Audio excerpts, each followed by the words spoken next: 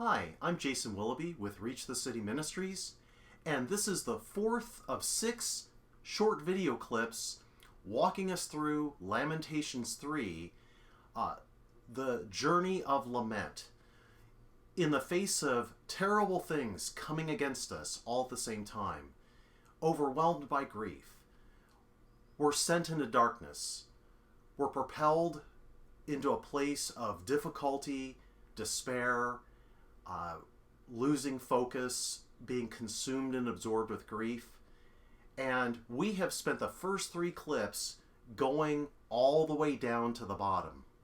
In this one, we're going to look at the turning point where the hinge of redemption happens and we now start heading up. So thank you for your patience in waiting to get to this point. I hope you're going to find it is very well worth it, that on the other side of the pain of hitting bottom and crashing down and being shattered, there is an intervention of God waiting for us right on the other side of it. Stay tuned. The turning point is found in Lamentations 3, verses 19 through 21. Let me read these words, and then we're going to take a much closer look and see what it has to say to us in our own lament, in our own journey through the difficulties, afflictions, and painful season we're all going through. Jeremiah says this: "Remember my affliction and my wandering, the wormwood and the bitterness. Surely my soul remembers and is bowed down within me. This I recall to mind, therefore I have hope." Verse 19, there's a very interesting verse because it's a prayer, but it's said to no one in particular. We don't know if Jeremiah is talking to himself, to anyone out there, or even referring to God. But it's a heartbroken, shattered place prayer. The fight has gone out of him. He's at the bottom, and he's saying, remember, take note of, pay attention, don't forget the wandering. Don't forget my affliction, my sorrows. Don't forget the wormwood and the bitterness. What's interesting is, again, it's not really addressed to anyone in particular. It's just putting it out there from a place of surrender, a place of giving up, a place of hitting bottom. If anyone's listening, don't ignore these things. And it's a plea, really, for compassion, for pity, for mercy. Remember. In verse 20, Jeremiah then applies all this remembering personally. Surely, truly, my soul remembers. I'm not going to forget this. It's marked me. It's etched itself into my innermost person. And in response to giving up and having this etching of pain, my soul, my innermost person, is brought low and bowed down. I'm not only giving up the fight, I'm putting it in the hands of God. I'm laying it down and just in the place of worship and loneliness. Lowliness. Not loneliness. It is lonely, but lowliness.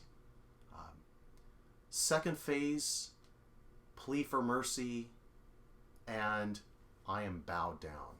This is that most painful kind of ego death where we submit and we surrender. We're not fighting, we're not arguing, we're bowed down.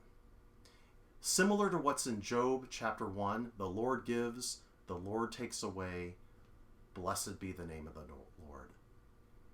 Or where Jesus in the garden says, not my will, your will be done. This place of hitting bottom, plea for mercy, and yielding submitting, surrendering to whatever and any purposes God has.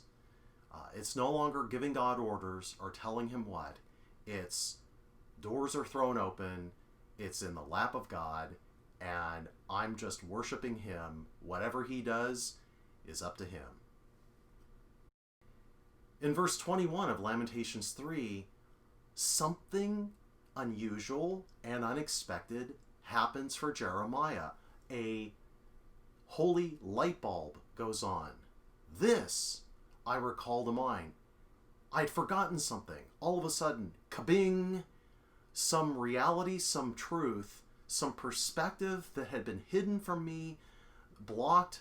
My view couldn't see it in the darkness, in the pain, in the protest, in the arguing. I couldn't see it.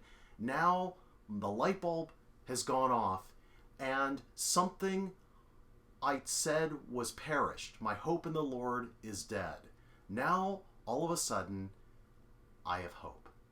And we're going to unpack that the rest of these clips.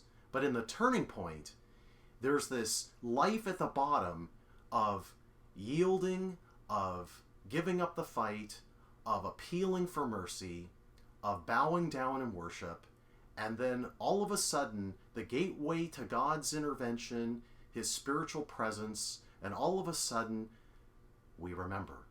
We remember some things, some very specific things. In our sorrow and agony, we couldn't see and had forgotten. And now we have hope. I hope for you, you have a turning point from despair to hope, from feeling like God has abandoned and forsaken you to your multiplied sorrows, your agonized affliction, hitting that bottom, and then seeing, understanding things you couldn't see. God is moving. We're in the prone position. The turning point has happened. For me, the turning point recently, I was in the pandemic and in the wildfire smoke of Oregon. I just felt trapped in my house, and I felt feelings I hadn't felt since childhood when I was a latchkey kid, stuck at home, afraid to go out. And I was feeling things inwardly I never wanted to feel ever again. And God drugged me back there. And it was pain city. It was agony. It was oppressive. It was difficult. I wrestled. And at first, no insights came. I was protesting. I was fighting it. And then I realized, I'm fighting with abandonment. And I'm feeling those feelings of abandonment. And then, yes, I came to chapter 3 of Lamentations. I poured it out. I used those word pictures of strong emotion. I hit a bottom. I yielded and pled for mercy and cried out from a place of powerlessness and no fight. And the turning point happened for me. May it happen for you too. God bless. We'll keep going next time.